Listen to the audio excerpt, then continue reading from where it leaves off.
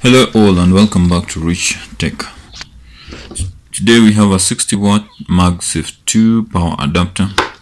On the first look, this charger looks perfect all the way around the cable up to there. Next to the connector we have this ugly gash, and I've looked at it, and this gash goes all the way to the inner wire, positive wire.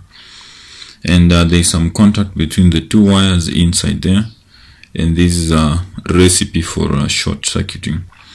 So you're going to attempt to repair this and see if this charger will have a new lease of life.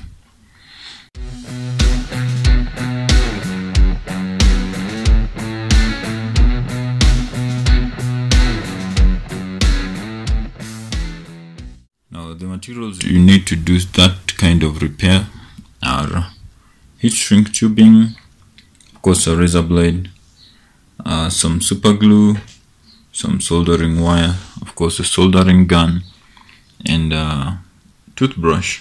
Don't use it to brush though. A pair of pliers, a multimeter, of course that's very important, and some scoring powder together with the scoring material. So without much further ado, let's get into this repair.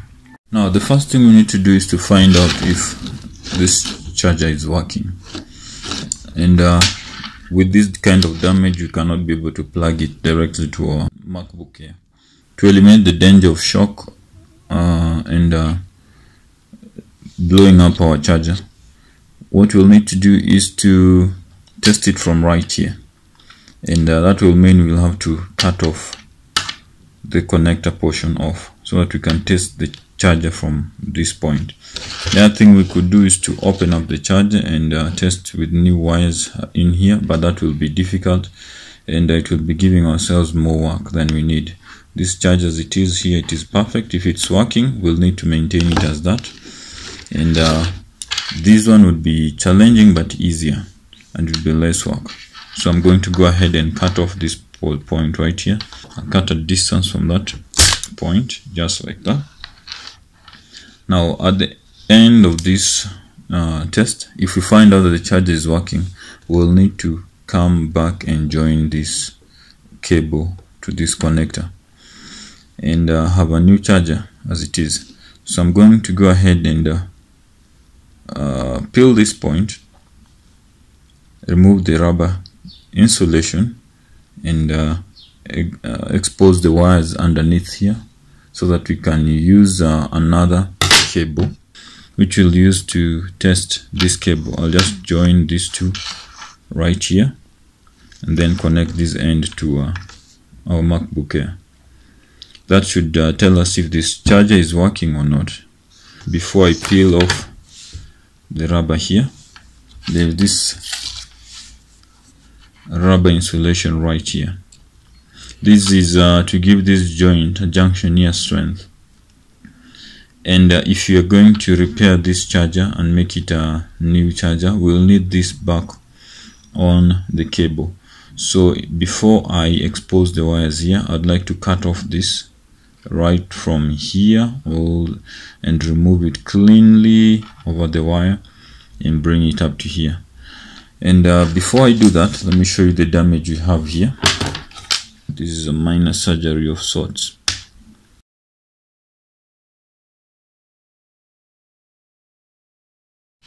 With the rubber insulation removed, you can see the two wires were coming into contact at that point. The positive wire has been exposed right here, and this going over it obviously will bring a short.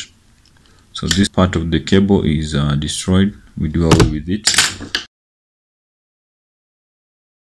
Next, go ahead and cut off this outer rubber insulation for near the joint here. Be careful not to cut the inner rubber insulation. Don't cut off this. We only want to remove this top layer. Then this is to be used on this other cable. So you slide this over the cable.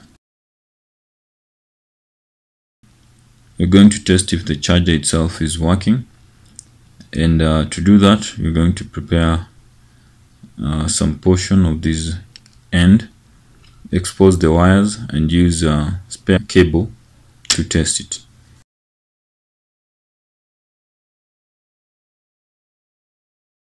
Connect the charger to a power source.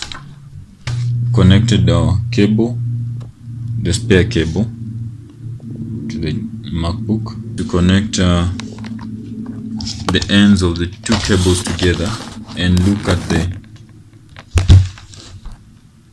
connector here to see if it's working. So these are the two ends of the two cables we have.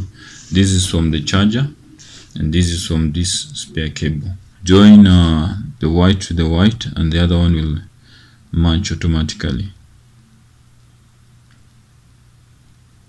So this charger is working. As you can see, the light here from this hole turns from green to amber. We will need to solder our joint roughly somewhere there. And to know where exactly you need your joint to be, get this piece of rubber which is slid in here, put it right at the end of the connector there, and find its middle point. We want the joint to be at the middle point, so the middle point is somewhere here. Soldering will happen right there. Of course, we'll go ahead and expose these wires again. That's it. Now our assumption is that this connector is working, but before we go any further, let's confirm. Expose a bit of this end, just 1 millimeter from the end here. Remove the insulation. Connect this end to the MacBook. Connect the charger to the power source. Then bring these ends of the charger to the connector. The white positive wire is connected to that and the bare negative wire is connected to that. Then we watch out or look out at this point, see if this connector is working. If it is working, we should be able to see a light there, green, then amber. It's working. So we've been able to confirm that both the connector and the charger are working. We want at the end of this repair, once we've soldered the positives together like that, we want this negative wire to overlap this joint and connect with this negative wires. And to do that, you have to make this positive wire a bit shorter, leaving this negative wire to be longer than this. So we will solder right there, and once we've soldered, then this will be long enough to overlap, jump over the joint and contact the negative wires. Expose 1 millimeter over this end. Now those two wires are ready to be soldered together. Here is our heatshrink tubing. We've already slid it over. I've slid it over the wire, the positive wire, and I'm holding it with this piece of wire. If you can be able to see this white wire, it's I've removed the insulation at the end here so that I can wrap it around our cable. I've already applied solder to both of these ends of the positive wires, here and here. So let's go ahead and solder this. Solder all around the joint.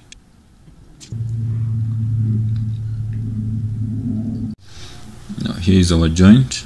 For the next thing we're going to add here is some super glue. Now we want to slide the heatshrink tubing over the joint. We release it from this wire we used to secure it. Then we slide the heatshrink tubing over the joint to cover it. And using your soldering bit, shrink this down over the wire. Much better. Place the negative wires over the joint. Apply some glue to the ends of this wire right here. And then using a piece of plastic, just roll over the joint.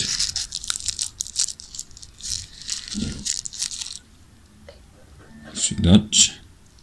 At this point, you can use our long nose pliers to shape this joint.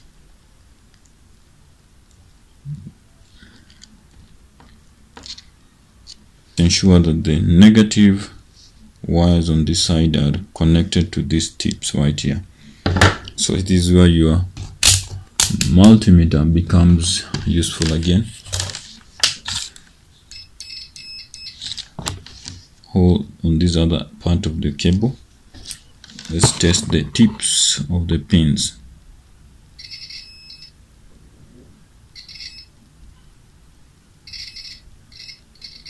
So there is continuity. That's all we want to achieve.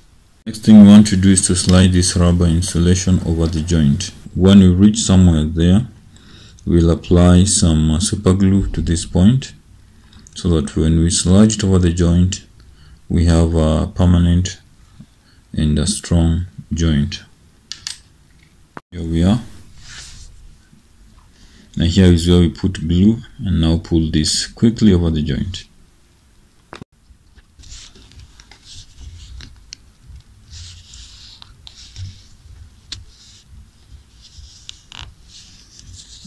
If you do this quick enough, you should have such a finish. Then before the glue sets, just use your long nose pliers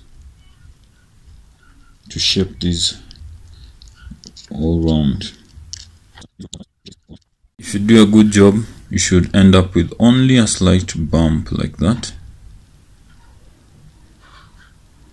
but the wires should be completely insulated. At this point, I've connected this charger to the power source and I want to test it using our MacBook. It's always important to test all the time. I've tested the pins and there is no shorting. I want to test before I go ahead and cover that joint. I want to test if this charger is still working. And that's a good sign. Shows that we've done a good job there. Remember the rubber insulation we had slid over the cable earlier? This is what we're going to use to cover this joint, and it will be an added layer of strength, but also cover this joint and it will look like a new cable. Someone won't be able to tell if we've done some repairs there. To do this, we apply glue once again all around the joint. And quickly pull this over that joint, just like this, all the way to the end. There's some excess glue dripping off. Wipe it clean before it sets.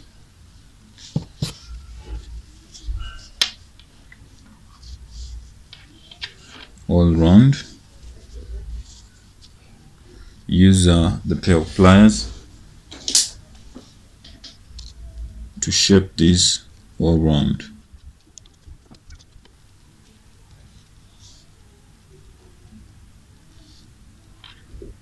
That's the outcome there. You can test it once again.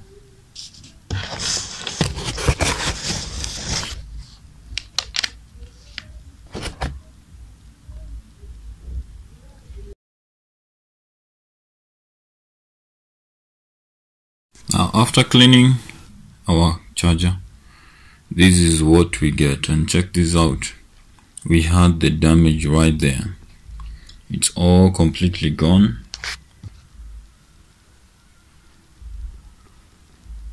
And that's how you repair your MagSafe charger cables when they have a break in the cable or when the cable is damaged.